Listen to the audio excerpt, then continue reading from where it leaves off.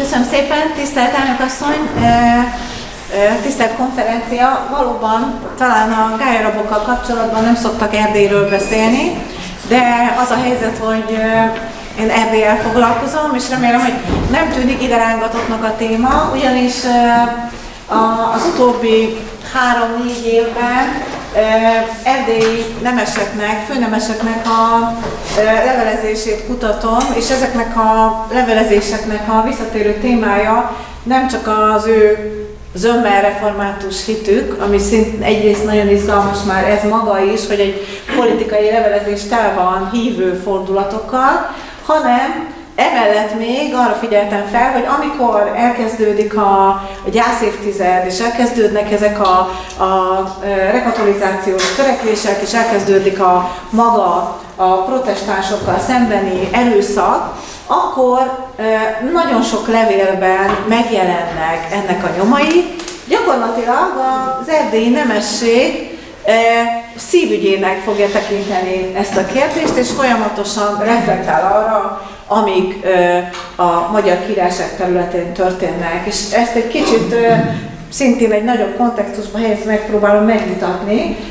Itt is csak néhány dologról beszélhetünk. Ugye valóban, ahogy az előasszony is említette, ugye Erdély egy református fejedelemség, de azért egy kicsit nézzük meg, hogy mit jelent ez valójában.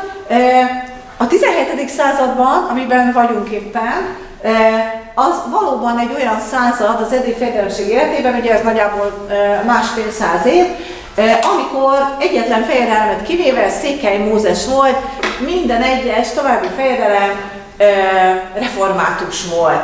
És ez bizony azt jelenti, hogy valóban Erdély, noha azt tudjuk, hogy Erdélyben egyfajta vallásszabadság van, ez egy nagyon izgalmas, anakronisztikus dolog egyébként, de mégis, ahogy megyünk előre a 17. században, úgy egyre inkább olyan fejedelmek jelennek meg, Bocska Istvánnal kezdődően, tulajdonképpen Báthori Gábor is ilyen, már úgy nem szokták nagyon megjegyezni a tekintetben, de Bethlen Gábor első Rákóczi Györgyről talán mindenki tudja, hogy bizony ők nem csak, hogy magát az erdélyi fejedelemséget igyekeztek reformátussá tenni, hiába volt 4 bevett vallás, de bizony még a háborúik miatt a Magyar Királyság protestánsai vallásszabadságát is szívügyüknek tekintették. Na itt van ez a 3 fejedelem, akit nagyon jól ismerünk, és akiknek talán ezeket a dolgait, ezeket mindenki ismeri. Ugye Bocska István, amikor belép a 15 éves háborúba és a bocskai felkelést megkezdi, akkor már ő maga is olyan röpiratot ad ki, amiben nem csak az szerepel, hogy a nemeseknek, a rendeknek a jogait szeretné visszaállítani, amit a Habsburgok abszolútista módon elvesznek, vagy igyekeznek megsérteni, hanem hogy a protestáns vallásgyakorlást is megpróbálják biztosítatni az uralkodóval a Magyar Királyság lakossága számára. Ugye Bocska István, amikor 1606-ban megköti a bécsi békét, az ő felkelését lezáró bécsi békét, akkor abban szerepel már ez a passzus, hogy a protestánsoknak a Magyar Királyság területén szabad vallásgyakorlatot engedélyez az uralkodó, a katolikus vallás sérelme nélkül, tehát hogy azt ne sértesse, illetve hát ugye azt nyilván a jobbágyok ebben a békében még nem szerepelnek, és ugye a mezővárosi parasztpolgárok sem, de egyébként pedig valóban ez már egy nagy előrelépés. Ugyanezt látjuk Bethlen Gábor idejében, amikor a 30 éves háborúban való első belépésének a békekötésekor, a Nikolsburgi békében nagyjából ugyanez szerepel a vallásszabadság tekintetében, tehát ez ugyanígy megtörténik, és aki a legtöbbet teszi ilyen értelemben a magyarországi protestánsokért az első Rákóczi György, de itt talán Bethlen Gáborra gondolnánk, ugyanis ő már a linci békében 1645-ben azt is eléri, hogy ez a jobbágyokra is kiterjedjen. Tehát valójában a társadalom egésze számára biztosítva legyen a protestáns vallásgyakorlat. Nézzük tovább. Mit jelent az, hogy Erdély egy református állam? A modern egyháztörténetírás, amelyik már nem reformációról és ellenreformációról beszél, hanem szereti konfessionalizációnak nevezni azt a folyamatot, amit végbe megy, mert a német kollégák észrevették, hogy tulajdonképpen a protestáns oldalon és a katolikus oldalon is nagyon sok hasonlóság van, tehát lehet ezt így vizsgálni. Szóval ebben az Erdélyben, ebben egészen kis területen az egész Európát tekintve a legtöbb felekezet található a koraújkorban. Ez egy teljesen unikális dolog, ezért is nem működik annyira jól ez a konfessionalizáció elmélet, mert ezt a német fejedelemségekre találták ki valójában. Minden esetre a 16. században, ugye ismerjük a Tordai Országgyűlésnek a híres passzusát, sokan ugye tévesen úgy gondolják, hogy egykor már a 4 bevatvallás az valóban adottá válik, de hát amikor János Zsigmond fejedelem, akkor azért olyan erős az unitárius, akkor még antitrinitariusnak hívják magukat, hatás, és így a protestáns hatás, és hogy gyakorlatilag szinte a katolikusok akkor egyáltalán nem is vannak, vagy nincsenek is jelen. Úgyhogy igazából majd ez a bizonyos 4 bevett vallás történet, ez 1595-re tehető, amikor Báthory Zsigmond megerősíti a katolikusokat annyira, hogy ők is bevett vallásnak számíthatnak. Tehát valójában mégiscsak azt mondhatjuk ezek alapján, hogy gyakorlatilag van egy törekvés, főleg a 17. század erdélyi fejedelmei számára, vagy erdélyi fejedelmei szempontjából, hogy létrehozzanak ugyanaz a történet, mint amit a professzor úr az előbb elmondotta, hogy a Habsburgok szeretnének egy katolikus államegyházat létrehozni, mert zavaró a több felekezetet irányítani. Gyakorlatilag az erdélyi fejedelmeknek is van egy ilyen törekvése, és ezt újra és újra meg is erősítik. Az erdélyi fejedelmek udvari lelkésze természetesen református, a református intézmények részesülnek állami támogatásban, sőt, gyakorlatilag csak azok, és az összes fejedelem, ugye Bocska István nem fejedelemként nem tartózkodik Erdélyben, de támogatja nyilván a református egyházat, és Báthory Gábortól kezdődően pedig gyakorlatilag a reformátusság sokszor erőszakos támogatása is megindul. Például Báthory a Kolozsváron nem a katolikusokkal szemben, hanem az unitáriusokkal szemben nagyon komolyan és erőszakkal veszel templomokat, hogy a reformátusok megtelepedhessenek ott, és ezt a református egyház kiteljesedhessen. És Bethlen Gábor ugyanígy jár el, ő egy ilyen nagyon bölcs és óvatos duhaj, tehát ő nagyon komolyan veszi azt, hogy neki muszáj kiegyeznie a katolikus, az erdélyi katolikus elittel is, de a víziója az, hogy létre kell hozni egy erdélyi református nemesi elitet, amely majd gyakorlatilag egymással házasodik, ezt egyébként ő meg is kezdi a Bethlen Istvánnak, a testvérének a házasításával, és aztán az ő köreinek egymással való összeházasításával. Tehát, hogy jöjjön létre egy olyan nagyon masszív református nemesi elit, amelyik irányítani tudja ezt az államot. Tehát tulajdonképpen a végső cél az valóban egy felekezetű állam lett volna. Természetesen ez nem hajtódik végre, és hát nyilván az erdélyi fejedelmek nem voltak olyan erősek, mint a Habsburgok, akik egyébként hosszú ideig maguk sem vették a bátorságot, hogy ilyen szörnyűségekhez folyamodjanak, mint ugye Lipót tette, de azért a maguk módján igyekeztek, amennyire csak lehetett helyzetbe hozni a reformátusságot, jelentős erőszak igénybevétele nélkül.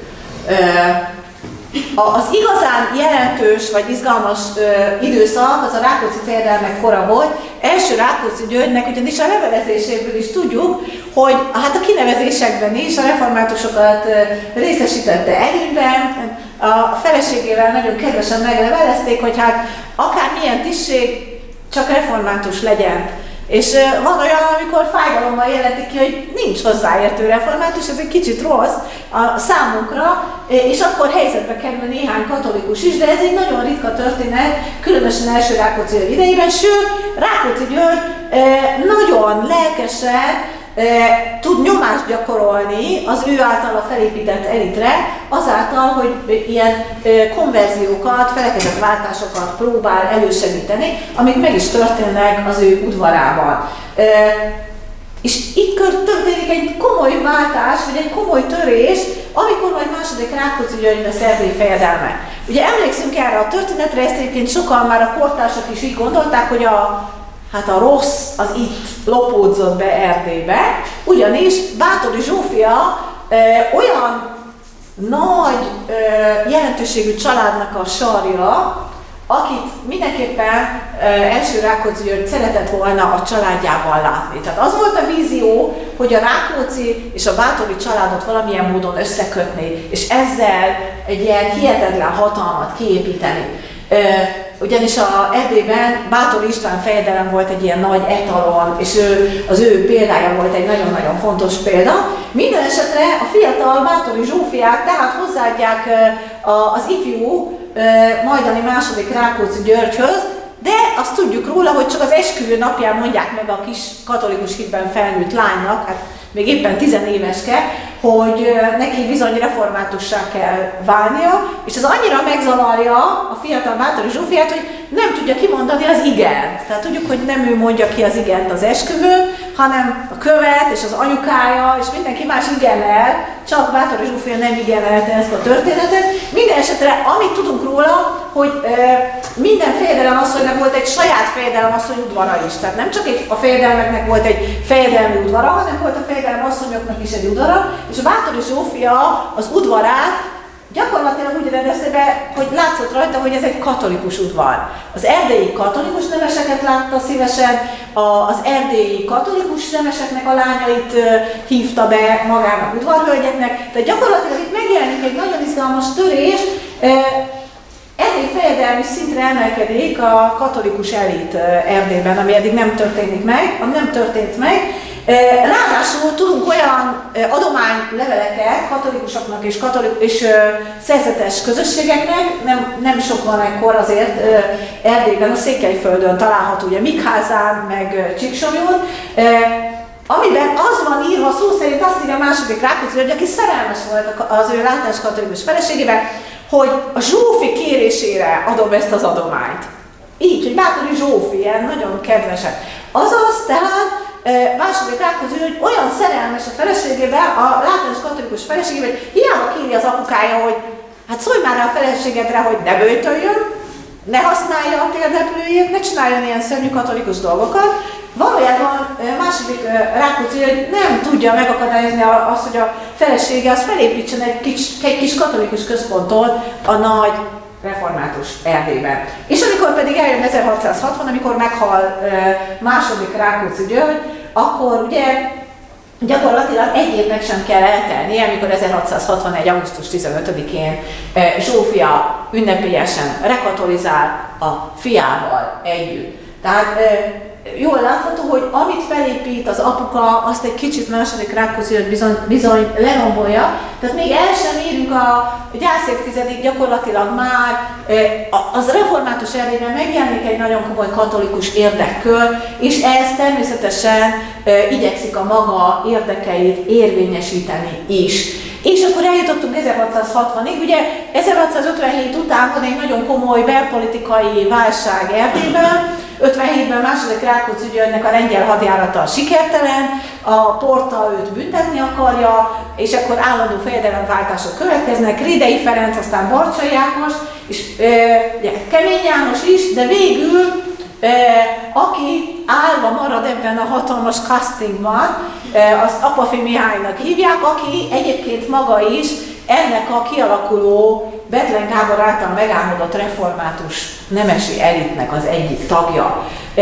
Apafi Mihály Váradon tanult, a Váradi kollégiumban, és nagyon jó puritán nevelést kapott egyébként. Ez a naplójának a néhány bejegyzésében és a levelezésében is tetten érhető. És amikor elkezdi a fejedelemségét, akkor ő maga szinte kizárólag reformátusokkal fogja magát körülvenni a politikában, és a reformátusok jelennek meg. Közelebbről van egy ember, aki egy egészen elhivatott, elkötelezett református figurája ennek a korszaknak, úgy hívják őt, hogy Bethlen János, ő Erdélynek a kancellárja, és Bethlen János tényleg szinte az egész vagyonával igyekszik támogatni az erdélyi református egyházat. Róla azt is érdemes tudni, hogy ő egyébként egy konvertita, a gyámapjának a hatására unitáriusból válik reformátussá, és mint ilyen neofita, hihetetlenül lelkes támogatója az egyháznak, egészen fiatalon bekerül mert Erdélyben történik egy nagyon izgalmas dolog, kezd a kincstár fogyni, és ekkor a fejedelmek elkezdik beemelni a világiakat, a nemeseket az egyház fenntartás feladatkörébe, és egyre több ilyen egyház fenntartó grémium jön létre, először a Gyulafehérvári Kollégium számára, és aztán egyre több világiak által adományozott, vagy világiak általi adományozás kezd megtörténni, na és ebben az egész grémiumban, ettől kezdve Bethlen János lesz a vezető figura, és ő maga már úgy nevelteti a saját gyerekét, Bethlen Miklóst, hogy ő ugye egy hatalmas európai peregrinációs körúton vesz részt, ott tanul, és ez talán fontosabb, és erről nem ír szinte egyikőjük se, csak most már a levelezésükből értesülünk róla, Európában Bethlen János és a fia kiépítenek a protestáns fejedelemségekben mindenhol kapcsolatrendszereket. Tehát gyakorlatilag egy úgynevezett ágensi kör jön létre Európában, és Bethlen Miklós bizony ezekhez a ismerősökhöz, hírhozókhoz, akik kereskedők, sokszor főkapitányok, nagyon fontos figurák, jár, és ezekkel a kapcsolatot. Azaz, Bethlen Jánosnak az a célja, hogy a református Erdély beépüljön a protestáns Európa vérkeringésébe, még annál is jobban, mint ahogy Bethlen Gábor idején beépült abba. Van viszont egy probléma, 1660-ban elvész Várad, és Váraddal együtt a Partium egy komoly része is, és ettől kezdve Erdély kiszolgáltatottabb. Apafi Mihálynak gúzsba kötve kell táncolni, egyszerre kell megfelelni a portának és Bécsnek is, és ettől kezdve nem engedheti meg magának azt, hogy annyira nagyon szigorúan, szőrös szívvel kezelje az erdélyi katolikus nemességet. Ezt fel is rója neki Bethlen János, az egyik ilyen országgyűlési vitában ki is fejti, hogy hát ez nagyon-nagyon helytelen, ami történik, mert elveszítik a kapcsolatot az európai protestáns hatalmakkal. De kétségtelen, hogy az anyagi lehetőségek ekkorra elkezdenek szűkülni. Ennek mi a ellenszere? Tehát egyrészt a katolikusok kezdenek megerősödni, és Bethlen János észreveszi, hogy ezért, és létrehoznak egy ilyen önvédelmi csoportot, amit katolikus státusnak neveznek, ez éppen a második Rákóczi idején jön létre, akik érvényesítik a katolikusságnak a jogait az országgyűlésen. Bethlen János úgy gondolja, hogy a református Erdélyben is szükség van egy református státusra, a reformátusok is létrehoznak egy érdekérvényesítő csoportot, és ahogy ezt a naplókból látjuk, a református nemesek minden országgyűlésen leülnek, és megvitatják, hogy a döntések és a politikai események azok az erdélyi reformátusokra milyen hatással lesznek. És ha rossz, akkor megpróbálnak ezzel szemben fellépni. Ez általában Gyulafehérváron történik. Míg 1660-nak a következménye, mondtam, hogy egy hatalmas kataklizma, ez elvész Várad és nagyon sok minden. Hát a legfontosabb következmény első körben Báthori Zsófia rekatolizálása.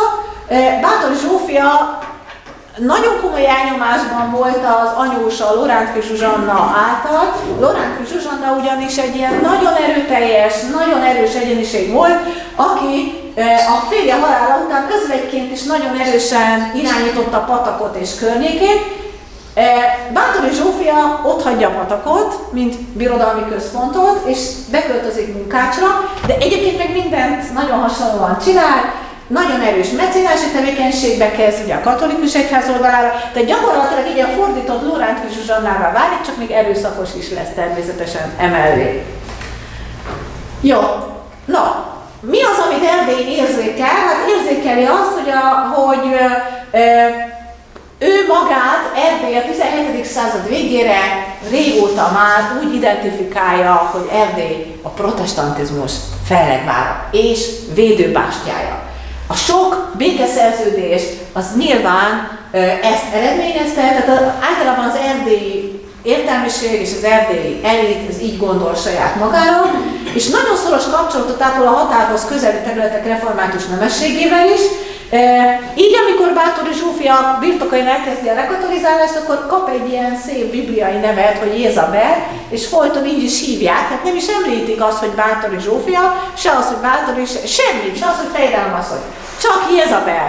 Minden levelezésben így szerepel, de Erdély megpróbál folyamatosan közben járni a Rákóczi birtokok protestánsai mellett. Teleki Mihály rengeteg levelet intéz Báthori Zsófiához, amiben igyekszik közben járni a protestánsok mellett. Az 1660-as évek második felére a környék protestánsainak a helyzete egyre rosszabbodik, és ugye a Veselényi-féle összeesküvés, ahogy az előbb már professzor úrtól hallottuk, hogy nem kellett nagyon részleteznünk, bizony éppen Észak-Kelet-Magyarországon bontakozik ki a maga hevességében, és a vezetők ugyan katolikusok, ahogy hallottuk is, de ez a második vonal, itt valóban sok protestáns neves található, főleg Észak-Kelet-Magyarországról, ami majd ki is fogja váltani az üldözéseket természetesen, és amikor 1671-ben megkezdődnek az üldözések, akkor sok menekült jelenik meg Erdély szerte. 1671. március 9-én van az első olyan országgyűlés, amikor már nyíltan foglalkozik Erdély azzal, az erdélyi egész nemesség azzal, hogy a magyarországi protestánsokkal szemben mindenféle akciók és erőszak történik. Ugye Tököl István ekkorra már, Tököl Imrének az édesapja már meghalt Árva várában, elmenekült Tököli Imre Likavából először Lengyelországba, aztán pedig Erdélybe, és a rendekhez benyújt egy kérvény, amiben ő az ő Rédei ágon örökölt birtokait kéri, Husztot és a Hunyadi uradalmait, és hát ez egy veszélyes helyzet, ez egy menekült. Ez egy a Habsburg uralkodó ellen felkelt nemesnek a gyermeke, és végül is az országgyűlés természetesen a református lobby hatására úgy dönt, hogy pozitívan fogadja Tököli Imrét, tehát befogadja és átadja neki a birtokait. Ez nem történik meg annyira azért, de mindesetre ez a lényeg. És érdekes módon már 1671 márciusában történik még egy dolog. A katolikus papság, azért jegyezzük meg, hogy Erdélyben nincsen katolikus egyház, tehát nincs püspök, és nincsen egyház szervezet sem, csak katolikus papság és néhány szerzetes van, és azt is inkább csak az erdélyi katolikus nemesek támogatják. Minden esetre az kétségtelen, hogy a protestánsok elleni erőszak hatására az Erdélyben lévő katolikus papság felbátorodik, és elkezd panaszt tenni, hogy hát az ő helyzetük az nem teljesen rendben való. Ez a Rottál nevű úriember, ez a császárnak a tanácsadója volt, és nagyon jó kapcsolatokat ápolt az erdélyi katolikusokkal, sőt még reformátusokkal is. Apafi Mihály válasza nagyon jellemző, ez nagyon szép, azt mondja, hogy bárcsak a magyarországi protestáns papoknak sem volna több okuk a panaszra, mint az Erdélyben lévő pátereknek, mondja Apafi, és ezzel gyakorlatilag fejedelmi szintre emelődött a protestantizmus védelme Erdély számára. És nagyon sok példát tudnék hozni, és az idő hiány miatt sajnos nem tudom mindet elmondani, de egyrészt az, hogy milyen élesen reflektálnak az erdélyi nemesek arra, hogy mi történik a magyarországi protestánsokkal, másrészt pedig, hogy mennyire be is vonódnak ebbe a történetbe. 1671. február 2-án már, tehát még az országgyűlést megelőzően, azt mondja a Nemes János, aki egy háromszéki főkapitány, hogy akkor jött, és református természetesen, akkor jöttek hozzám Teleki Mihály urammal a Magyarországi urak, Petróci István és Tököli uram, még őnagyságok, Kecel Ambrus, Csernel Pál, Szepesi Pál. Ez a három ember, Kecel Ambrus, Csernel Pál és Szepesi Pál, itt Észak-Kelet-Magyarországon birtokosok, ez a Szepesi Pál, ez az a négyesi Szepesi család, amelyik Miskolcon is nagyon komoly birtokokkal rendelkezik, és ő bizony ebben a tokai akcióban egy nagyon fontos pozíciót töltött be. Tehát, és bizony, mivel ezért a vármegye kéri, hogy szüntesse be ezt a cselekményét, sőt, bánja meg a bűneit, ugye ő ezt nem teszi meg, és emigrál Erdélybe egy jó ideig, és az erdélyi fejedelemnek szolgál, Tehát, hogy látszik, hogy egészen a Székelyföldig mennek ezek a menekültek, azért, hogy az erdélyi református elitnek a tagjaival tárgyaljanak és szövetkezzenek. És aztán Betlenvára, ekkor Béli Pálnak a székely főkapitánynak a tulajdona, és ő hozzá is mennek, Csermár és Bessenyei Mihály is. Tehát látható, hogy itt egy nagyon komoly szervezkedés folyik az északkelet-magyarországi menekültekkel. 1671. októberében újra megjelenik Bethlen János panasza, hogy apa-fi elhanyagolja a protestáns fejedelmekkel a kapcsolattartást, ami veszélyt jelent a magyarországi protestánsokra is. Tehát Bethlen Jánosnak a legfontosabb problémája 1671 során több országgyűlésben, hogy hogyan tudjuk megvédeni a magyarországi református testvéreket.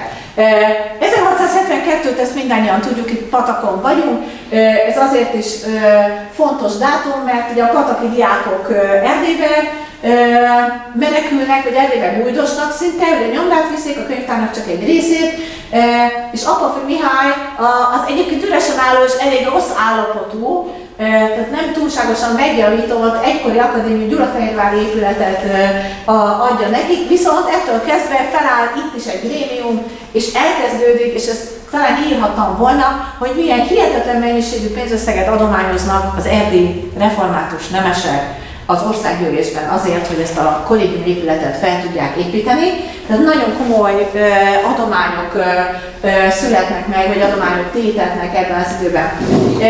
És ami számomra talán még izgalmasabb, vagy még érdekesebb az, hogy a levelezésekben pedig elkezd nagyon nagy mennyiségben megjelenni az együttérzés és a fájdalom, ami a protestáns, főleg református üldözések kapcsán látható.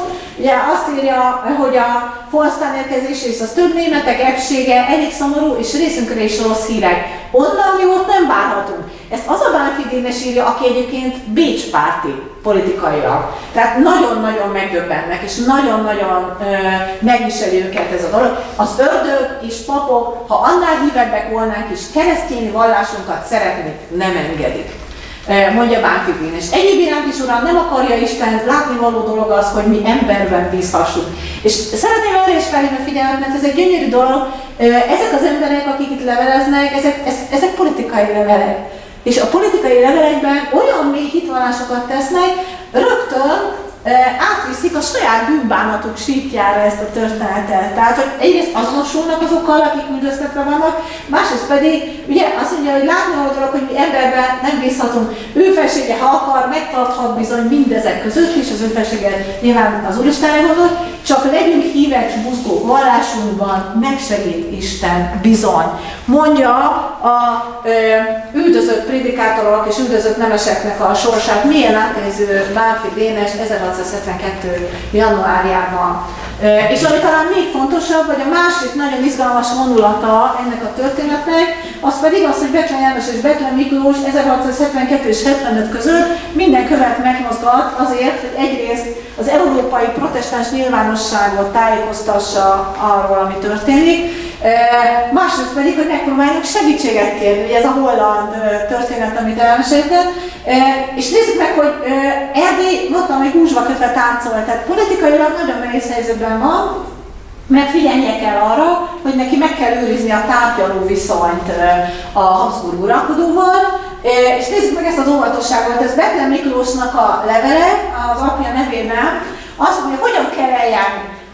Azt mondja, azonban a 100 püspökökkel irattunk az luteránus királyok fejedelmek udvari papjainak, az mi püspökünkkel pedig az kálvinista király és fejedelmek udvari prédikátorinak és az akadémiáknak, püspököknek oly formán, hogy az urokat urgálják az császár előtt való intercesszióra, és hogy az templomokban is könyörgések legyenek az perszekúciót szenvedő magyar eklésiáért.